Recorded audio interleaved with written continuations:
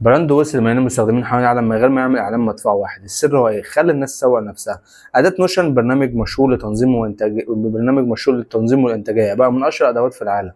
بدا كاداه بسيطه لتنظيم الملاحظات، ما كانش عندهم ميزانيه تسويق ضخمه، ما اعتمدوش على اعلانات جوجل وفيسبوك ادز، ولكن اللي عملوه كان حاجه بسيطه جدا، سهلوا على المستخدمين ان هم يشاركوا اللي بيعملوه. سابوا المستخدمين ينشروا على الصفحات بتاعتهم التمبلتس بنفس الطريقه اللي بيعملوها على نوشن، وشاركوها مع غيرهم بضغطه واحده. الناس بدأت تعمل تمبلتس لكل حاجة، جداول، مذاكرة، تنظيم، مشاريع، حتى تتبع عادات يومية، وتنشرها على اليوتيوب، تنشرها على كل المنصات حتى التيك توك والمجتمعات الأونلاين زي ديسكورد. وكمان كل فيديو ازاي تنظم حياتك على نوشن كان إعلان مجاني للشركة، مكتوب بصوت مستخدم حقيقي ومش بصوت الشركة. طب نتعلم أو نستفيد من ده إيه؟ دايما خلي نفسك البراند الشخصي، وخلي نفسك أولوية قصوى، ان العميل هو اللي يتكلم عنك.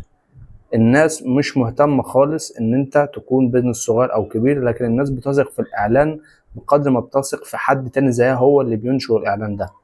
بمعنى اصح، اهتم دايما بان انت تكون ليك وش مباشر مع العملاء بتوعك، مش مجرد وش ورا الشاشة وخلاص.